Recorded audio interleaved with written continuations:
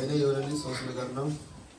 አንደኛው ከ7 ወር በፊት 2017 ቀን 22 11ኛ ወር ላይ ማታ ፈተነ በውድ ቀን ቁጭ ብዬ ነበርኩ። እግዚአብሔር ሰው አነሳና ትንቢት ተናገረ።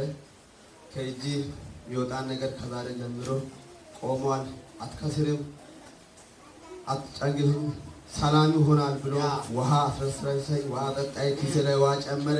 ከዛች ቀን ጀምሮ ሰላሜ ተመለሰ።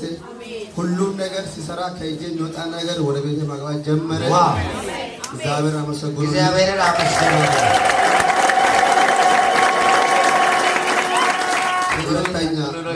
ሁለተኛ ምስክርነት ብላቴና ሁሌ ታመማለች። ሁሌ በየሳምንት ሐኪም ቤት በየሳምንት በቃ ጭንቀት ሆነብኝ። ትሞታለች ብሎ ለማንም በይዞ ይሄ ምስጢር አለ እንኳን ለባለቤትም አላወራሁትም። ለራሴ ጌታ ሆይ ከእጅ የሚወጣ የለም ብለን ያለ እንዴት ልጄ ሁሌ ለምታመማለች ብዬ ለራሴ ለቅሳለሁ። ስራ ቦታ ሲሄድም ሰላም የለም። እግዚአብሔር ሆይ ከእጅ አትወጣም፣ እኔ አላፍርም፣ አንተ ተናግረኛል፣ አምናለሁ ቃል ያልኩና ለራሴ እየጸለይኩ ነበር። ቸርችም እመጣለሁ፣ እቤትም ሌሊትም ማታም ሁሌ ጸለይኩ። ከዛ በቃ ልጅቷም ሰላም ሆነች። እስከ ዛሬ ታማ አታውቅም። ሰላም የለም፣ በሽታ የለም። ክብሩ ጌታ ነው። ሶስተኛ ምስክርነት እሑድ ቀን ማታ ፕሮግራም ላይ እጃቸው ላይ የሚገባ ነገር አለ፣ እጃቸው ላይ ዘይት ቀባቸው ብሎ ነበር ዛሩሳዋል። ከዛ እኔም እሺ ብዬ አምኜ ውስጤ ላይ የሆነ ጥያቄ ነበር።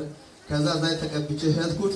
ይሄ ነገር ነገ እግዚአብሔር ተናገር ቃል መጥቶልኛል እያልኩ በቃ በደስታ ተሞልቼ ሄድኩት። ጠዋት የፈለከውን ነገር ሄጄ ሰውዬውን ጠየቅኩት። እሺ አለ። እጅ ገባ። ሁሉ ነገር ተካከለ።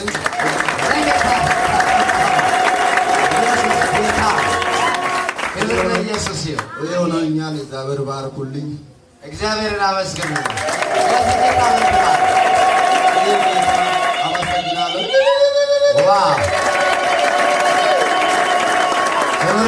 ነው የሚሰደው ለዚህ ለቤተ ክርስቲያን ስራ 101,000 ብሎኬት ሰጣለሁ።